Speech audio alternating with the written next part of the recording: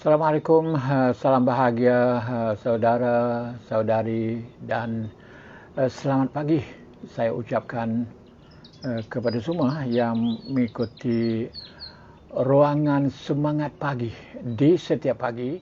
Ya saudara dan saudari, apa kabar semua? Saya berharap anda semua berada dalam keadaan sihat dan alafiat. Ya, pada hari ini, pagi ini, dalam semangat pagi, pada pagi ini saya akan memperkatakan tentang orang Thai.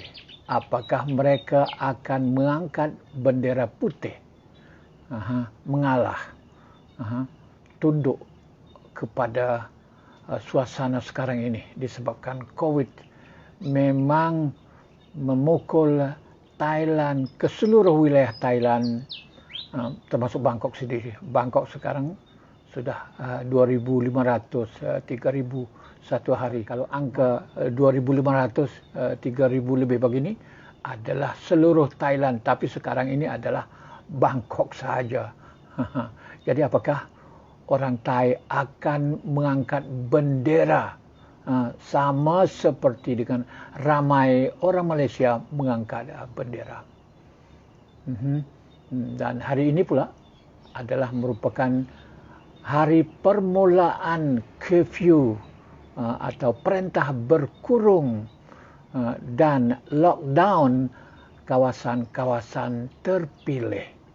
Apakah bermula daripada hari ini, esok, lusa, tulat dan seterusnya akan dapat lihat bahawa orang Thai akan mengangkat bendera putih, menunjukkan kalah, kemudian mungkin mengangkatkan bendera hitam untuk menentang kerajaan. Ya saudara-saudari sekalian, sebenarnya suasana psikologi ataupun jiwa orang Thai tidaklah berbeza dengan orang Malaysia, orang Melayu, orang Cina, orang India dan lain-lain etnik di Malaysia. Sebenarnya sama dalam suasana berhadapan dengan kesusahan, kepayahan hidup berwaktu seluruh negara dipukul COVID-19 sekarang ini. Di sini juga ada masalah dari segi ubat yang tidak cukup, dari segi ubat atau vaksin yang tidak berkualiti. Tapi dalam soal bantuan kerajaan lebih teruk lagi, kalau kita lihat bandingkan orang Thai dengan orang Malaysia, bantuan yang diberi oleh kerajaan Malaysia dalam pelbagai bentuk, berbelas-belas package diberi oleh kerajaan dan dengan jumlah yang banyak, bukan sedikit. Dibagi 6 bulan, 600 ringgit selama 6 bulan masalah. Salah satu package-nya sebagai contoh. Dan ada yang lebih daripada itu lagi. Ini adalah merupakan satu pertolongan, satu bantuan yang besar dibagi oleh kerajaan Malaysia kepada rakyat Malaysia. Tapi kami di sini tidak ada begitu. Saya satu pun tidak dapat bantuan. Ada bantuan yang kecil-kecilan, macam suapan kecil-kecilan untuk menidurkan kita dengan manis-manisan, begitu saja. Tidak ada seperti yang dilakukan di Malaysia.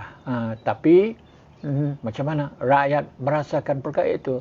Ya, tidak begitu banyak membantah tentang perkara ini, kerana rakyat di sini memanglah tidaklah boleh dikatakan bukan tidak bergantung kepada kerajaan, tapi mereka ada masalah yang lebih besar daripada soal makan minum, iaitu soal negara, soal politik. Dan sekarang ini ramai berfikir tidak mau kepada tentera. Itu yang mereka mana fikir adalah perkara yang lebih besar Soal makan minum, kebetulannya di Thailand ini ada mampu diri, ada self-sufficient dalam soal makanan, kerana rakyat di sini, orang di sini memang membuat kerja, menghasilkan makanan-makanan beras masalah begitu banyak, tidak bergantung pada kerajaan, malah kerajaan yang menyekat supaya beras itu tidak, harganya tidak tinggi. Semua jenis makanan di sini ada. Itu adalah kelebihan di sini, bukanlah bergantung sangat kepada kerajaan. Tapi namun begitu kita lihat bahawa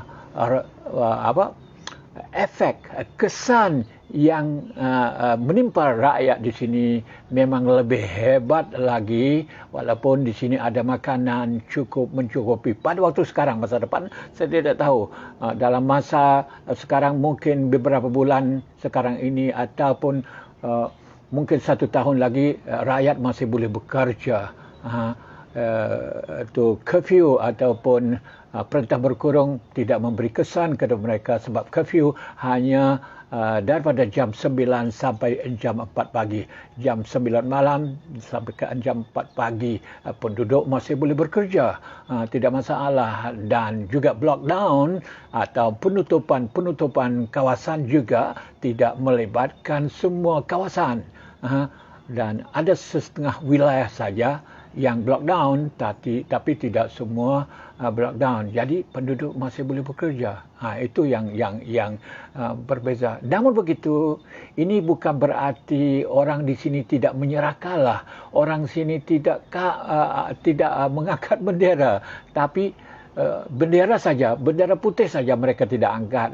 Tetapi secara psikologi, orang Thai memang mengangkat bendera.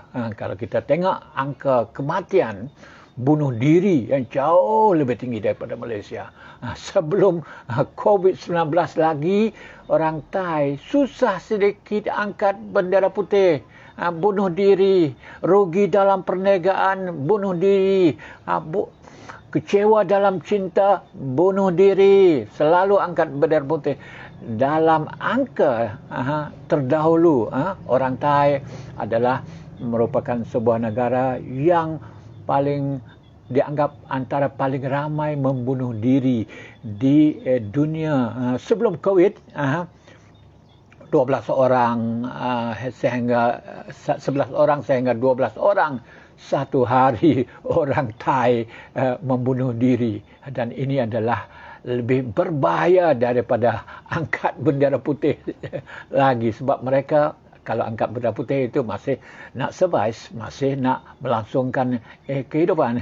Tapi orang Thai tidak. Mereka bunuh diri terus. Dan pada waktu COVID ini pun, ini saya angka 11%, 12%, 11 orang dan 12 orang dalam satu hari membunuh diri. Ini adalah angka sebelum COVID, sebelum datang COVID lagi. Mereka memang perangai begitu, mentaliti mereka begitu. Kalau susah, kalau menghadapi kepayahan hidup, mereka bunuh diri. Ini adalah menjadi sebagai adat orang di sini. Tetapi itu waktu sebelum COVID. Dan sekarang ini, waktu COVID ini macam mana? Waktu COVID saya belum ada angka yang lengkap tentang perkara ini. Tapi 6 bulan pertama tahun lalu, tahun 2020, 6 bulan pertama 2.500. Itu. Dan sekarang kita dapat melihat dalam media, TV, membaca akhbar, didapati bahawa orang yang bunuh diri kerana COVID, termasuk penyanyi bunuh diri kerana COVID. Tapi statistik saya belum ada.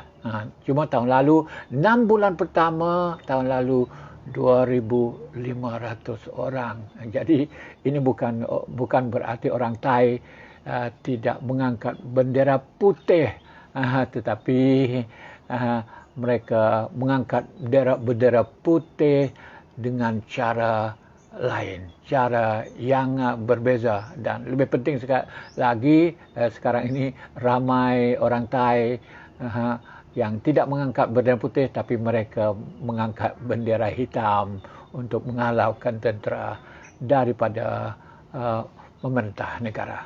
Okey, sekarang ini saja semangat pagi pada kali ini.